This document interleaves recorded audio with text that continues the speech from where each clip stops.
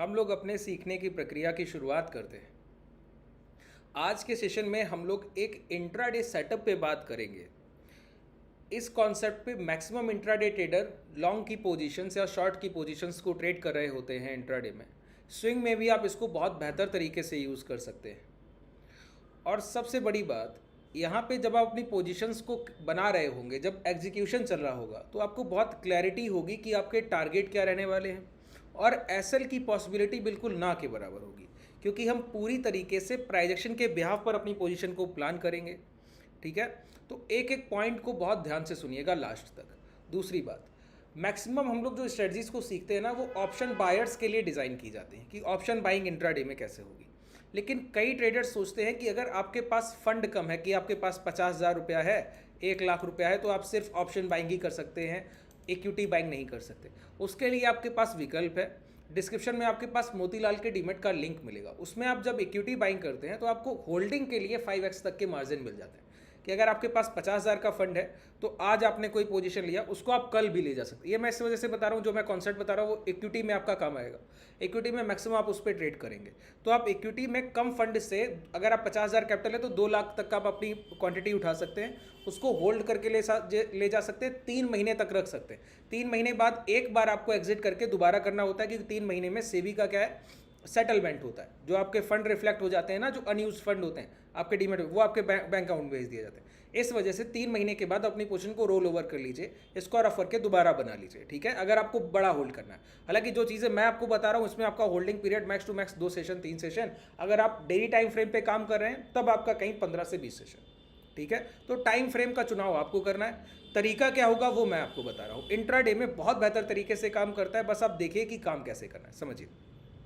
कोई point miss नहीं होना चाहिए, इस वीडियो को लास्ट तक देखना है, एंड तक देखना है।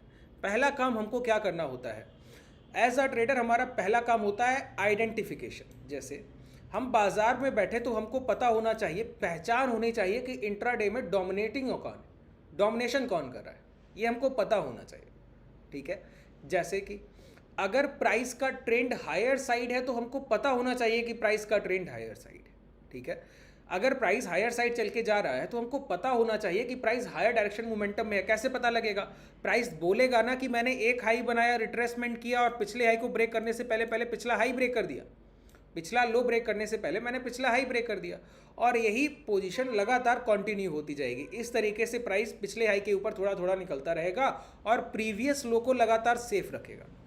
इस तरीके के डायरेक्शनल मोमेंटम को आपको पहचानना है इक्विटी में, कि ये कहाँ कहाँ चल रहे हैं। पहला काम तो आपका यही होगा। ठीक है, कि आप ये पहचानेंगे कि ट्रेंड किस तरफ इजी मोमेंटम में है, इजी टू ट्रेड। जैसे एक एग्जांपल हम लोग बैंक निफ्टी में ही ले लेते हैं, क्यों कहीं दूर जाना है। तो बैंक निफ्टी में आपको क्या करना है, आपको ये देखना है कि ट्रेंड क्या है। तो ये ट्रेंड क्या है बताइए। अगर मैं यहाँ पे सिर्फ एक लाइन ड्रॉ करूँ तो आप बिल्कुल आसानी से बता पाएंगे कि ये ट्रेंड क्या है। ठीक है, हाई, रिट्रेसमेंट, दूसरा हाई, रिट्रेसमेंट, तीसरा हाई, रिट्रेसमेंट, चौथा हाई। तो क्या ट्रेंड हुआ ये बताइए। अब इस ट्रेंड को आप क्या बोलिएगा, ये ट्रेंड है अप ट्रेंड। एक हाई लगाया यहाँ पे, इसके बाद ये रिट्रेसमेंट हुआ, एक दूसरा हाई लगाया, रिट्रेसमेंट हुआ, ये तीसरी बार हाई लगाया, रिट्रेसमेंट हुआ, ये चौथा हाई लगाया। 4 हाई लगे कॉन्जिक्यूटिव, उसके बाद फिर रिट्रेसमेंट हुआ, 5वां हाई लगा। ठीक है, फिर रिट्रेसमेंट हुआ, 6ठा हाई लगा। तो इन सारे कॉन्सेप्ट में ये क्या है, हायर हाइस का फॉर्मेशन है। तो आपने आइडेंटिफाई कर लिया ना कि मोमेंटम क्या है, हायर साइड है। तो पहला हमारा आइडेंटिफिकेशन होगा मोमेंटम, डायरेक्शनल मोमेंटम किस ओर है। आप किसी भी इक्विटी को ट्रेड करेंगे तो आपको डायरेक्शनल मोमेंटम पता होना चाहिए। जैसे यहाँ पर ये हम लोग देखें तो IX का प्राइस है। अब IX के प्राइस में हमको डायरेक्शनल मोमेंटम दिखना चाहिए किस ओर है। जैसे एक हाई लगा, रिट्रेसमेंट, दूसरा हाई लगा, रिट्रेसमेंट, तीसरा हाई लगा, रिट्रेसमेंट, फिर ठीक है। अब रिट्रेसमेंट के बाद हर बार क्या है, लास्ट स्विंग लो सेफ है हर बार। इसके नीचे क्लोजिंग है क्या, नहीं है, तो ये स्विंग लो सेफ है। जब तक किसी भी लास्ट स्विंग लो के नीचे की क्लोजिंग नहीं मिलती, उस लो को हम लोग सेफ मानते हैं। ठीक है, क्लोजिंग पर ब्रेकडाउन होता है, क्लोजिंग से पहले नहीं। वो तो टेस्ट हुआ है, ये अनटेस्टेड जोन था, पिछला डिमांड जोन, प्राइस ने उसको टच किया तो टेस्ट कर लिया है, बस ब्रेक नहीं किया है। बायर्स को ब्रेक नहीं किया, एक लिक्विडिटी को स्वीप किया गया है। निचले स्तर पर जो बायर्स थे उनको इकट्ठा किया गया, उनकी क्वांटिटी को एग्जीक्यूट करके दोबारा डिमांड क्रिएट कर दी गई। ठीक है, एक नया हाई, रिट्रेसमेंट, एक नया है। तो मोमेंटम क्या है, हायर हाई से। लगातार आप देख पा रहे हैं कि मोमेंटम क्या है, हायर हाई से। अब ये आइडेंटिफिकेशन आपका इतना दूर तो नहीं, इतना समय तो नहीं लगेगा कि आपको इतने समय तक आइडेंटिफिकेशन में टाइम लग रहा है, नहीं। एक बार प्राइस ने एक हाई बनाया, रिट्रेसमेंट किया, उस हाई को ब्रेक कर दिया, समझ आ गया कि मोमेंटम डायरेक्शन क्या है, अप ट्रेंड है। तो आपका पहला काम है आइडेंटिफिकेशन, जहां पर डायरेक्शन मोमेंटम अप ट्रेंड में होगा आप उन्हीं इक्विटीज को बिड करेंगे, उसके अलावा कुछ नहीं। अब दूसरा काम क्या है? दूसरा काम है हमारा पुल बैक। देखिए प्राइजेक्शन का रोल क्या है। प्राइजेक्शन के जो पूरे रूल्स हैं उनमें पहला काम तो यही है ना कि प्राइस जब भी एक मोमेंटम देता है उसके बाद प्रॉफिट बुकिंग आती है। अगर प्रॉफिट बुकिंग रिटेलर्स के द्वारा की गई, इंस्टीट्यूशंस के द्वारा नहीं की गई, तो छोटा सा प्राइस करेक्शन करेगा और निचले स्तर पर दोबारा बायर को उठाएगा और एक नया डिमांड क्रिएट करके एक नया हाई लगा देगा। इसी तरीके से प्राइस हायर हाइस के फॉर्मेशन करते जाता है, ठीक है। तो हमारा काम क्या है कि जब हमने आइडेंटिफाई कर लिया कि मोमेंटम हायर साइड है, तो हायर डायरेक्शन मोमेंटम में अब एक ही काम तो रह गया कि हमारी एंट्री कैसे परफेक्ट होगी। एंट्री का परफेक्शन रह गया कि जब प्राइस एक बार चलने के बाद रिट्रेसमेंट करेगा तो हम यहां खरीदें कि यहां खरीदें कि यहां खरीदें। यही तो तकलीफ है एक इंट्राडे ट्रेडर के लिए या स्विंग ट्रेडर के लिए। सबसे बड़ी तकलीफ यही है कि आपकी राइट एंट्री पॉइंट क्या होगा, सही जगह खरीदारी कैसे की जाए वो पहचानना बड़ा मुश्किल है, ठीक है, कि राइट एंट्री पॉइंट क्या है।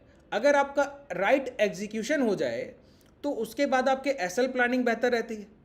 अगर आपका राइट एग्जीक्यूशन नहीं है तो आपका स्टॉप लॉस प्लान कभी बेहतर नहीं हो सकता। और आपका राइट एग्जीक्यूशन, सही प्राइस पे सही भाव पे खरीदारी नहीं हुई तो कभी आप सही टारगेट भी अपने प्लान नहीं कर पाइएगा। तो कैसे किया जाए सही एंट्री को प्लान? कोई तो तरीका होगा, बिल्कुल। तो एक बात समझिए, अगर आप मेजर मोमेंटम को पहचान लें तो कई लोगों का मानना है कि प्राइस में मेजर मोमेंटम पहचानने के बाद गिरावट की शुरुआत होने पे खरीदने लगना है, कि आपको लगता है कि हर प्राइस डिस्काउंटेड प्राइस है, क्योंकि प्राइस का प्रीवियस ट्रेंड आपके मूड को पूरी तरीके से बदल देता है। तो 200 का भाव 198 भी आपको डिस्काउंट लगता है, लेकिन कौन बताएगा कि ये बॉटम है कि प्राइस 195 आएगा। अब आपने 198 खरीदा और 195 एसएल डाल लिया, प्राइस तो 190 तक आना था, बताइए एसएल गया कि नहीं गया? क्यों? आपकी सही एंट्री नहीं थी। तो ट्रेंड के आइडेंटिफिकेशन के बावजूद जब आप लोगों के स्टॉप लॉस हिट हो रहे हैं तो उसका सबसे बड़ा एक मूलभूत कारण है कि आपके राइट एग्जीक्यूशन नहीं है।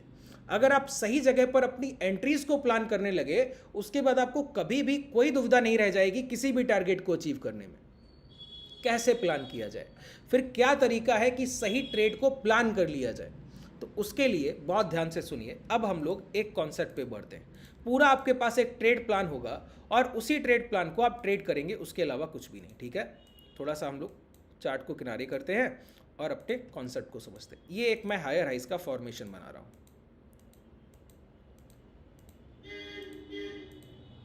ठीक है।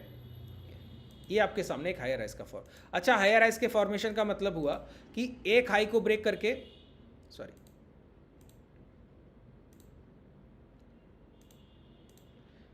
एक हाई को ब्रेक करके प्राइस ने नया हाई बनाया, उस हाई को ब्रेक करके प्राइस ने एक नया हाई बनाया और इस हाई को ब्रेक करके एक नया हाई बनाया, ठीक है।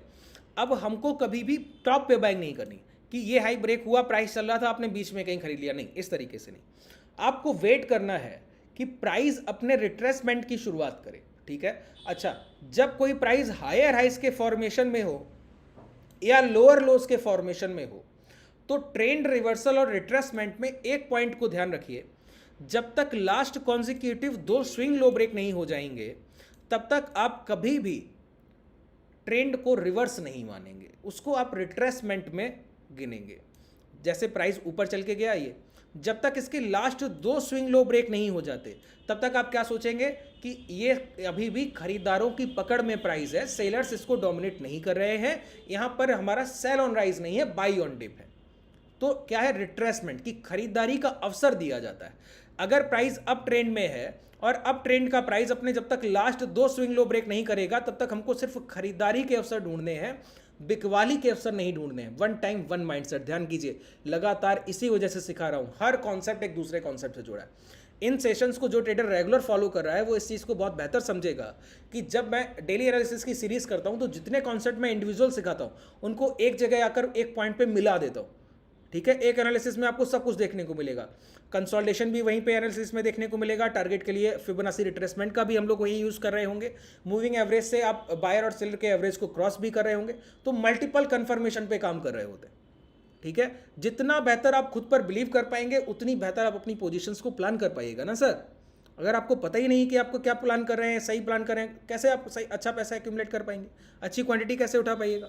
मेरे कहने पे कभी आप 1 CR की बाइंग नहीं कर सकते, लेकिन अगर आपने एक प्राइस एक्शन पर 1000 बार ट्रेड करके 800 बार उसमें प्रॉफिट बुक किया, तो आप अपने सेल्फ बिलीव पर एक 1 CR या 5 CR की भी कोई भी क्वांटिटी एक्यूमुलेट कर सकते हैं, खरीद सकते हैं। ये सेल्फ बिलीव, इसीलिए मार्केट में कहा जाता है पैसा आपके कॉन्फिडेंस और सेल्फ बिलीव से बनता है, किसी के एडवाइजरी या किसी के बताने या कहने से नहीं बनता है। तो चीज़ों को सीखिए, उस पर प्रैक्टिस को पहले ध्यान दीजिए, उसके बाद उस पर कुछ रिटर्न जनरेट होगा। ठीक है, पहला काम रिटर्न जनरेट करना नहीं है, पहला काम उस पर कॉन्फिडेंस बिल्डअप करना होता है।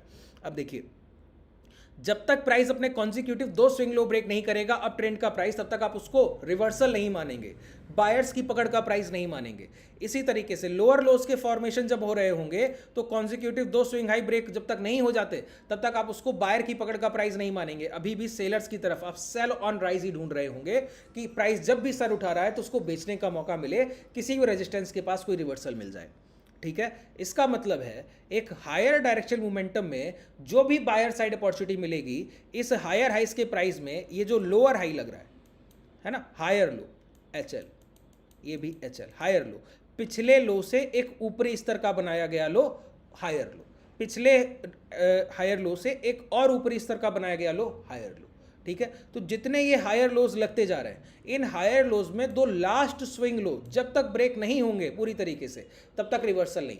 इसका मतलब है इस पीक पॉइंट से लेके इस पॉइंट की ये जो रेंज है, जब तक प्राइस इस रेंज में है तभी तक हम बायर्स की साइड कोई क्वांटिटी को एग्जीक्यूट कर सकते हैं, उसके बाद नहीं कर सकते। यही हमारा एक बाइंग रेंज है, इसके बाद नहीं। तो हम जो भी बाइंग प्लान करेंगे इस रेंज में ही करेंगे। इसका मतलब है कि प्राइस जितना भी रिट्रेसमेंट करे, इस पॉइंट के बाद लास्ट 2 स्विंग लो ब्रेक होने के बाद फिर हम कोई बाइंग की अपॉर्चुनिटी नहीं ढूंढेंगे, इसके बाद हम अपनी बाइंग की अपॉर्चुनिटी ढूंढना छोड़ देंगे। वो सेल ऑन राइज का प्राइस है, फिर आप ट्रैप होने लगेंगे। अगर आप इसके बाद भी बाइंग की अपॉर्चुनिटीज ढूंढ रहे हैं, फिर आपके स्टॉप लॉस हंटिंग होगी। इसीलिए मैंने बोला सिर्फ लास्ट 2 स्विंग लो तक। और बाइंग की अपॉर्चुनिटी ढूंढी कैसे जाएगी, समझिए। जो भी आपका पीक पॉइंट बना है, वहां से जब भी प्रॉफिट बुकिंग आएगी तो एक चीज आपको बहुत कॉमन दिखेगी, पता है क्या? जब भी प्राइस हायर डायरेक्शन मोमेंटम करके कंसोलिडेशन के समय एक रिट्रेसमेंट कर रहा होता है और बाइंग उठाने आता है, तो उस समय कोई भी कैंडल प्रीवियस कैंडल के हाई के ऊपर की क्लोजिंग नहीं करती। मैंने क्या बोला? कोई भी कैंडल प्रीवियस कैंडल के हाई के ऊपर की क्लोजिंग नहीं, हाई के ऊपर जाएगी, क्लोज नहीं करेगी जब तक उसको डिप मिल रहा है, जब तक वो निचले स्तर पे आ रहा है। और कहां तक आ सकता है? लास्ट 2 स्विंग लो तक आ सकता है। इसके बाद हम बाइंग की अपॉर्चुनिटी नहीं ढूंढेंगे। एक एक पॉइंट को ध्यान रखना है, इन्हीं 2 स्विंग लो तक प्राइस को एक के नीचे लगातार क्लोज होने दीजिए। जितनी कैंडल्स हैं, एक के नीचे एक क्लोज नहीं हो रहा है, रुकने दीजिए, जहां भी रुके। बस लास्ट कैंडल के हाई के ऊपर की क्लोजिंग जब तक नहीं आती है, तब तक हम नहीं मानेंगे कि हमारी एंट्री का टाइम आ गया। और जैसे एक कैंडल बना, दूसरा बना, तीसरा बना, चौथा बना, पांचवा बना, और इस बॉटम के पहले एक कैंडल आया, और जो भी ये कैंडल्स का रिट्रेसमेंट चल रहा था, लास्ट कैंडल या 2 कैंडल के ऊपर एक साथ या एक ही कैंडल के ऊपर एक ग्रीन कैंडल की बॉडी साइज कैंडल की क्लोजिंग चाहिए, जो लास्ट कैंडल के हाई को ब्रेक करके हुई हो और लास्ट 2 स्विंग लो को ब्रेक ना किया गया हो उसके पहले। यहीं पर आपकी ये राइट एंट्री है, ये छोटा सा आपका स्टॉप लॉस प्लान है, और सामने पहला टारगेट आपका ये हाई है। इसमें रिस्क रिवॉर्ड रेशियो आप रखते हैं 1:3, 1:4। क्यों?